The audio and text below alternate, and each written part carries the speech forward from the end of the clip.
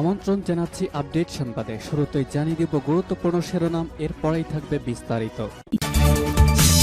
সর্বশেষ ইসরায়েল ফিলিস্তিন যুদ্ধের ভয়াবহ তথ্য জানাবো। এদিকে হামাসের হামলা, গাজায় আরো 5 ইসরায়েলি ট্যাঙ্ক ধ্বংস, 1 সেনা নিহত।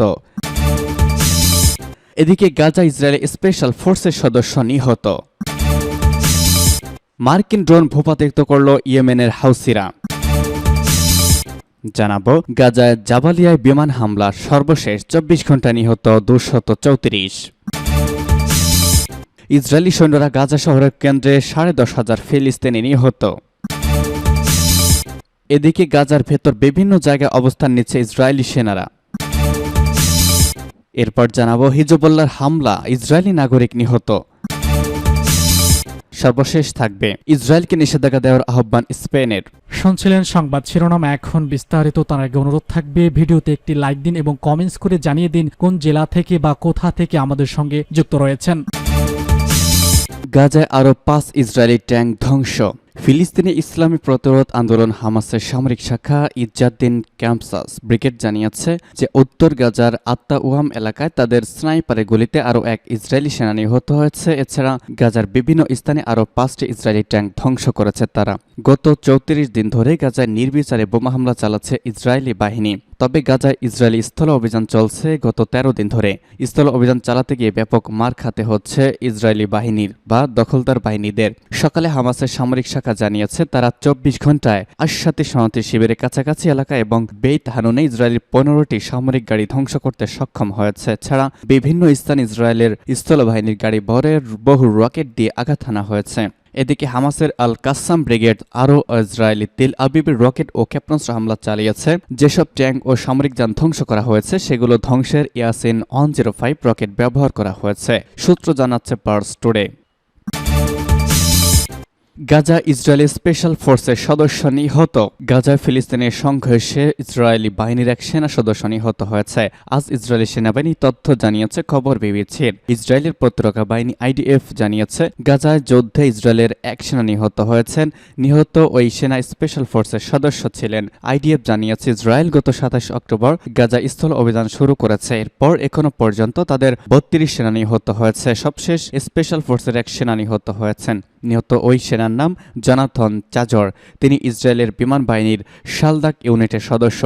গাজার উত্তরাঞ্চলে যুদ্ধ চলাকালে তিনি নিহত হয়েছেন। আইডিএফ এখন পর্যন্ত 350 সেনার নাম প্রকাশ করেছে। এসব সেনাদের বেশিরভাগ হামাসের হামলার নিহত হয়েছেন। এদিকে ফিলিস্তিন জানিয়েছে তারা ইসরায়েলের বিভিন্ন শহর ও সেনাবাহিনীর ট্যাঙ্ককে লক্ষ্য করে হামলা শুরু করে দিয়েছে। ইসলামিক জিহাদের সামরিক শাখা আল কুদস ব্রিগেড জানিয়েছে তারা ইসরায়েলের 3টি শহরে হামলা চালিয়েছে। এই শহরগুলো হলো গোশদান, সেদ্রত ও মেফালসিম। এসব শহরে হামলায় কোনো ক্ষয়ক্ষতি হয়েছে কিনা জানতে পারেনি সামরিক শাখা। হামাসের সামরিক শাখা কাশেম ব্রিগেড জানিয়েছে তারা বেতলাহিয়ার উত্তর পূর্ব অঞ্চলে হামলা চালিয়েছে। এ সময় তারা একটি ট্যাঙ্ক ধ্বংস করেছে। সামরিক এই শাখাটি এর আগে গাজার দক্ষিণ পূর্বাঞ্চলে 2টি ট্যাঙ্ক এবং উত্তরে আরেকটি ট্যাঙ্ক এবং সেনাদের যান ধ্বংস করেছে। মার্কিন ড্রোন ভূপাতিত করল ইয়েমেনের হুথিরা। ইয়েমেনের উপকূলে ইরানপন্থী হাউসি যোদ্ধারা একটি মার্কিন ড্রোন গুলি করে ভূপাতিত করেছে। মার্কিন কর্মকর্তারা বিষয়টি নিশ্চিত করেছেন। ভূপাতিত করা MQ-9 রিপার ড্রোন মূলত গোয়েন্দা তথ্য সংগ্রহ করে, তবে এটি আকাশে যে কোনো লক্ষ্যবস্তুর ওপর হামলাও করতে পারে। ইয়েমেনের হাউসি যোদ্ধারা ঘোষণা করেছে যে তারা ইয়েমেনের আঞ্চলিক পানি সীমায় আকাশ এলাকায় একটি ড্রোনকে গুলি করে ভূপাতিত করেছে। মার্কিন কর্মকর্তারা বার্তা সংস্থা রয়টার্স এবং AFP এর কাছে বিষয়টি নিশ্চিত করেছেন। তবে ঠিক কোথায় ড্রোনটি ভূপাতিত করা হয়েছে তা বলা হয়নি। গত কয়েক সপ্তাহে হাউসিরা ইসরায়েলের দিকে বেশ কয়েকটি প্রজেক্টাইল নিক্ষেপ করেছে, তবে কোনোটি ইসরায়েলি ভূখণ্ডে আঘাত করেনি। গত মাসে লোহিত সাগরে ইয়েমেন থেকে ইসরায়েলের দিকে নিক্ষেপ করা কয়েকটি ক্ষেপণাস্ত্র একটি মার্কিন নৌবাহিনীর ডেস্ট্রয়ার ধ্বংস করেছে। হাউসিরা 2014 সালে ইয়েমেনের রাজধানী সানা দখল করে। এর মাধ্যমে ইয়েমেনের আন্তর্জাতিকভাবে স্বীকৃত সৌদি সমর্থিত সরকারের বিরুদ্ধে ভয়াবহ গৃহযুদ্ধ শুরু হয়। হাউসিরা আগে MQ-9 ড্রোন গুলি করে ভূপাতিত করেছে। এর আগে সর্বশেষ এমন ঘটনা ঘটেছিল 2019 সালে। প্রতিটি MQ-9 ড্রোনের দাম $30 মিলিয়ন। হামাসকে নির্মূল করতে মূলত ইসরায়েলি স্থল অভিযান গতকাল দ্বিতীয় মাসে পড়েছে। বিশ্বব্যাপী যুদ্ধবিরতির আহ্বান সত্ত্বেও ইসরায়েল গাজায় ধ্বংসাত্মক অভিযান চালিয়ে যাচ্ছে। ইসরায়েলি বাহিনী গাজা সিটিতে ফিলিস্তিন প্রতিরোধ যোদ্ধা হামাসের সাথে লড়াইরত রয়েছে। গাজার জাবালিয়া শহরে বিমান হামলা, নিহত ১৯।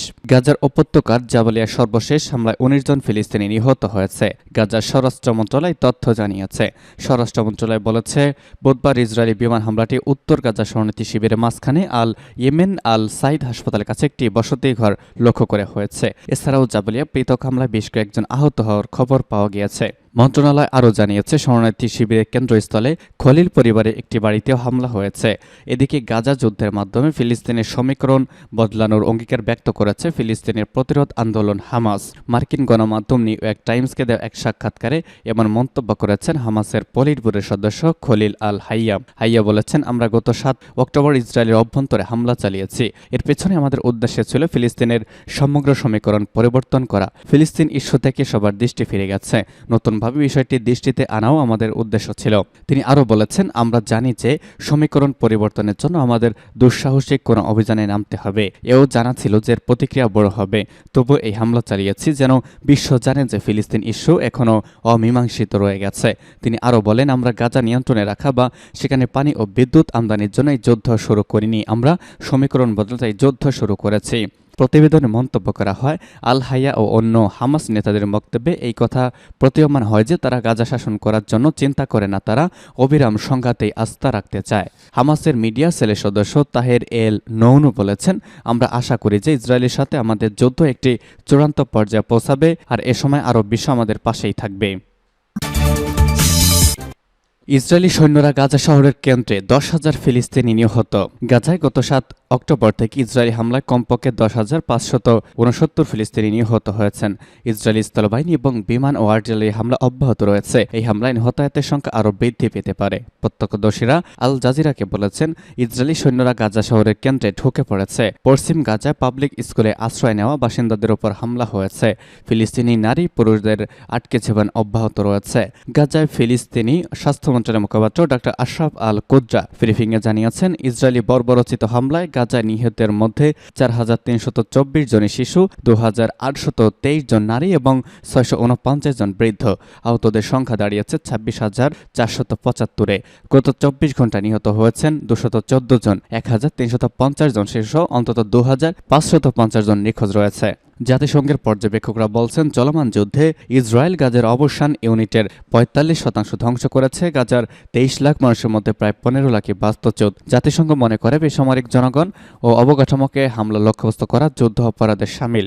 আন্তর্জাতিক মানবাধিকার সংস্থা হিউম্যান রাইটস ওয়াচ বলেছে, হাসপাতাল ও অ্যাম্বুলেন্সে ইসরায়েলি হামলার ঘটনাগুলোকে সম্ভাব্য যুদ্ধাপরাধ হিসেবে তদন্ত করা উচিত।